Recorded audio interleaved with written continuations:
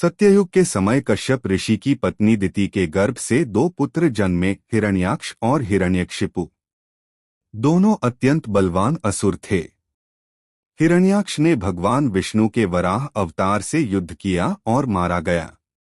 अपने भाई की मृत्यु से हिरण्यकशिपु का हृदय क्रोध और प्रतिशोध से भर गया। वह सोचने लगा, विष्णु ने मेरे भाई को मारा है। मैं तब तक चैन से नहीं बैठूंगा जब तक विष्णु का वध न कर दूं। इसके लिए उसने मंदराचल पर्वत पर जाकर घोर तपस्या की। लाखों वर्षों तक उसने कठोर साधना की। उसकी तपस्या से तीनों लोक कांप उठे। अंततः ब्रह्मा जी प्रसन्न होकर प्रकट हुए। हिरण्यकशिपु ने ब्रह्मा जी से अमरत्व मांगा। ब्रह्मा बोले, पुत्र, अमरत्व किसी को भी नहीं दिया जा सकता। तब हिरण्यकशिपु ने बहुत चतुराई से वर मांगा, मेरा वध न किसी मनुष्य से हो, न देवता से, न पशु से, न दिन में न रात में, न घर में न बाहर, न धरती पर न आकाश में, न किसी अस्त्र से न किसी शस्त्र से। ब्रह्मा जी ने वरदान दे दिया। अब हिरण्यकशिपु अजेय हो गया। वरदान पाकर हिरण्यकशिपु ने तीनों लोकों पर अधिकार कर लिया। वह देवताओं, ऋषियों, यहाँ तक कि इंद्र को भी परास्त कर चुका था।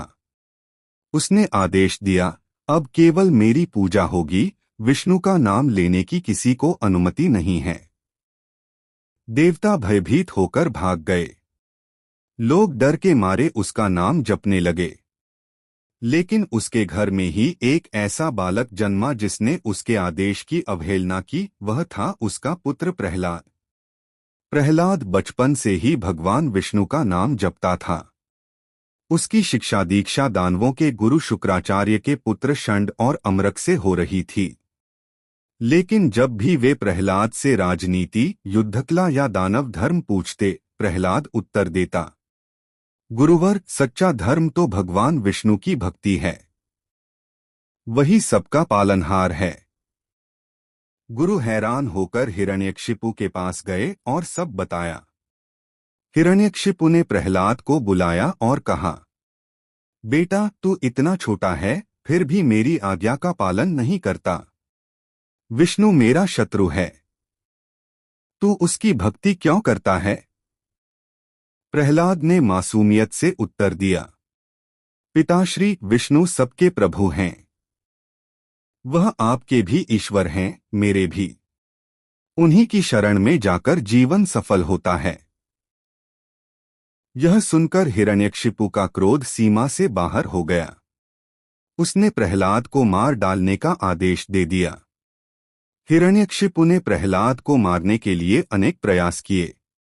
हाथियों के पैरों तले कुचलवाना चाहा, विषैले सर्पों से भरवाया, समुद्र में फेंक दिया, झर पिलाया, आग में बैठाया। यही प्रसंग है जहां उसकी बहन होलिका प्रहलाद को गोदी में लेकर बैठी, लेकिन अग्नि से होलिका जल गई और प्रहलाद सुरक्षित रहा। यही से होली पर्व की परंपरा बनी। हर बार भगवान विष्णु ने अपने भक्त की रक्षा की। प्रहलाद बिना डरे हर यातना सहता रहा और बस भगवान का नाम जपता रहा। एक दिन हिरण्यकशिपु ने प्रहलाद से पूछा, तू कहता है कि तेरा विष्णु सर्वत्र है, तो क्या वह इस खंभे में भी है? प्रहलाद ने दृढ़ विश्वास से कहा, हाँ पिताश्री, भगवान हर कण में विद्यमान हैं। हिरण्यकशिपु ने क्रोध में अपनी गदा उठाई और खंभे पर प्रहार किया। तुरंत वहां से भयंकर गर्जना हुई और खंभे से प्रकट हुए नरसिंह भगवान, आधा मनुष्य और आधा सिंह। उनका रूप इतना भयानक था कि देवता भी भयभीत हो गए। नरसिंह भगवान ने हिरण्यकशिपु को पकड़ लिया। वह समय संध्या का था, न दिन न रात। महल का द्वार था, न घर न बाहर। भगवान ने उसे अपनी गोद पर रखा, न धरती न आकाश। अपने नखों से उसका वध किया, न अस्त्र न शस्त्र। इस प्रकार ब्रह्मा के वरदान को अक्षुण्ण रखते हुए भगवान ने असुर का अंत कर दिया। नरसिंह भगवान क्रोध में प्रलय करने लगे। तब देवताओं ने प्रहलाद से विनती की कि वे भगवान को शांत करें।